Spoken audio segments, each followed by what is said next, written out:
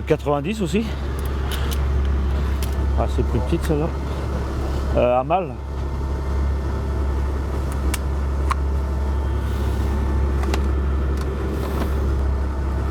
Dans ce taille-là, on a beaucoup plus de mal 80. Ouais.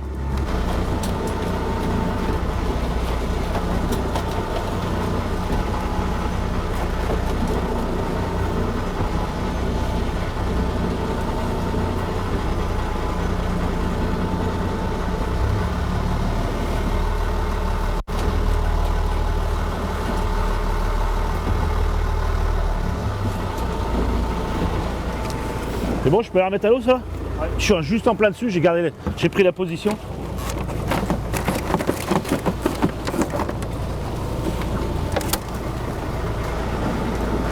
Ah ouais, là on est pile poil dessus. Là il y a 18 mètres. Bah déjà, la langouste, il y a eu des travaux, enfin il y a eu surtout une surpêche. Je te parle de ça, une trentaine d'années. On a vraiment commencé au filet. C'était la course à l'échalote pour la langouste, pour pêcher le... C'est ce qu'on ciblait en fait. À l'époque, on n'avait pas de maillage pour pêcher la lotte. Moi, quand j'ai commencé avec mon filénière, je cherchais l'araignée l'hiver. Et l'été, j'arrivais, c'était pour faire la langouste du côté de la petite fosse de la Vierge. Et si par bonheur on avait de la lotte, c'était bien, mais on n'avait pas le maillage pour pêcher la lotte. On avait un maillage... On travaillait même avec les filets araignées sur la langouste. Donc on s'en fichait un peu de pêcher la lotte ou pas. Et là on pouvait espérer, selon les marées, ramener 400, 500 ou 600 kilos, c'était pas rare. Allez, hop, viens Poupoule.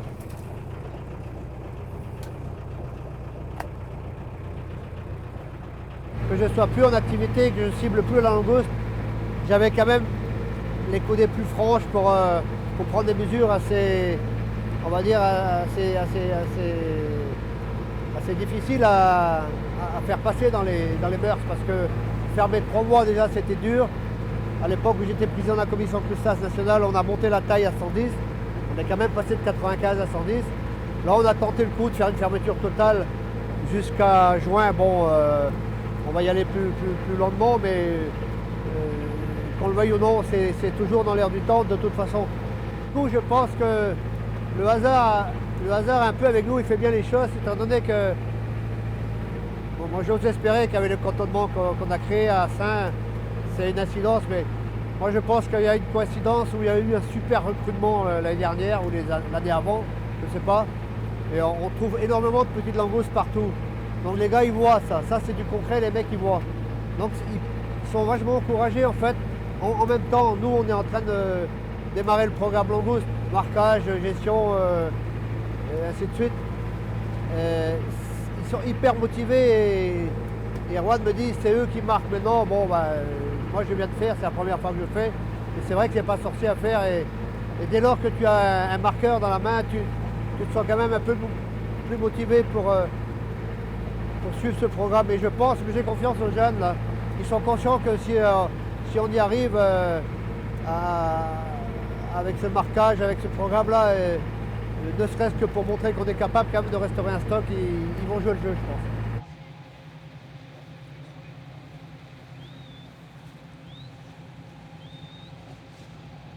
Alors bonjour, je m'appelle Sylvain Gallet, je suis patron de l'entité à l'Herbaudière.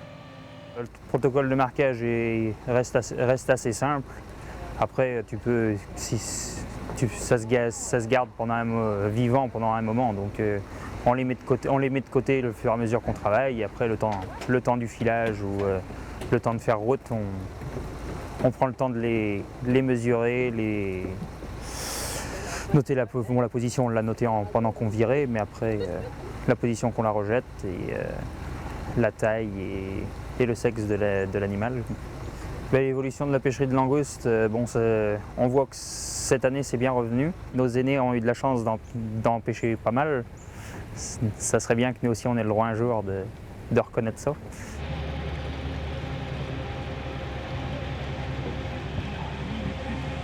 Bonjour, je m'appelle Pierre Courtiot, je suis le patron du bateau Ardania à Saint-Jean-de-Luz. Je pêche sur le plateau rocheux de Saint-Jean-de-Luz depuis un peu plus de 20 ans.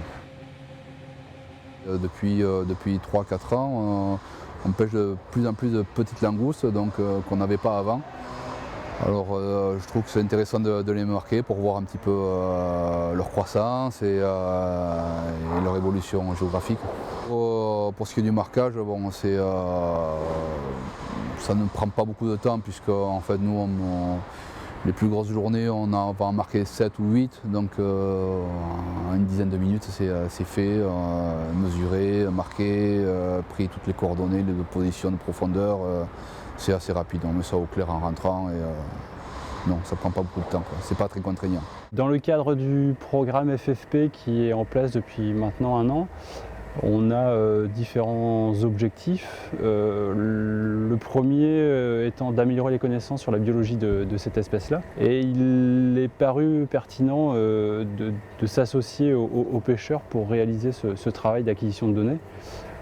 Pour revenir sur les avancées scientifiques que l'on espère au cours de ce projet-là, il y en a de différents types. La première étant de mieux caractériser la croissance de cette espèce-là et de bien suivre et de bien connaître sa biologie en termes également de reproduction, période de reproduction. Pouvoir repêcher une langouste après 1 ou 2 ans de vie et donc d'avoir une augmentation de taille va permettre de caractériser la vitesse à laquelle elle grandit. Alors c'est pas une vitesse dans le sens où elle grandit tous les jours, mais c'est bien intégrer le nombre de mues qu'elle réalise et l'accroissement que l'on a en taille entre chaque mue. Mais vraiment, on est vraiment dans cette dimension amélioration de la connaissance de la croissance. Le deuxième aspect au niveau scientifique qui est lui très important, c'est de caractériser un peu plus le comportement de l'espèce et de voir si elle a un comportement notamment de déplacement qui est variable en fonction de sa taille, mais qui pourrait être aussi variable en fonction de l'endroit où elle se situe. Est-ce que le comportement de la langouste est la même en Manche que dans le golfe de Gascogne? The crayfish that the areas I know for sure are exactly what Steve's marked. I never fished. I don't know the exact zone, but I've fished under the lighthouse there, but we only ever fished there for lobster. Est-ce qu'il est le même à 100 mètres de fond ou à 50 mètres de fond? L'autre aspect qui est vraiment aussi important, c'est de réussir à caractériser grâce aux mesures réalisées par les pêcheurs un état de la dynamique du stock. C'est quelle est l'importance aujourd'hui dans le stock des jeunes individus, donc nouvellement recrutés par rapport aux vieux individus. Globalement, sur ce programme-là, je pense que ce qui est vraiment indéniable de souligner, c'est la volonté et puis le dynamique de certains pêcheurs qui se sentent vraiment très concernés par cette espèce-là. Je pense que globalement, ils sont tous concernés au vu des mesures de gestion récentes qui ont été prises, mais on voit bien qu'on a un pool de pêcheurs qui sont vraiment très lumés. Et de manière vraiment globale, un travail actuel sur la langouste tel qu'on veut le mener ne peut pas être réalisé sans la prise en compte et de l'implication de ces pêcheurs. Moi, mon sentiment, je pense que c'est peut-être le mot de la fin, mais si on arrive à remettre le stock debout, il faudra de toute façon qu'on prenne des mesures assez draconiennes pour qu'au moins pendant 1 an, la langouste se refasse une santé. Après, advienne ce qu'il adviendra. Mais je pense que si pendant 1 an on ne fait pas un gros effort sur la gestion, on fait déjà, je sais, c'est pas facile.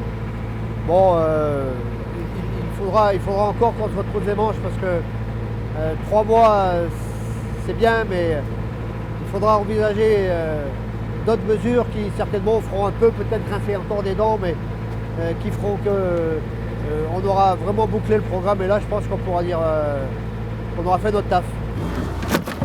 Allez, allô. Allez, l'année prochaine.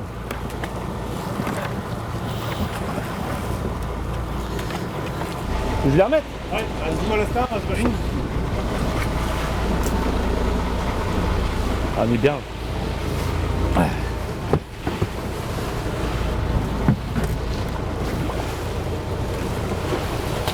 Je vais le regarder un petit peu quand même.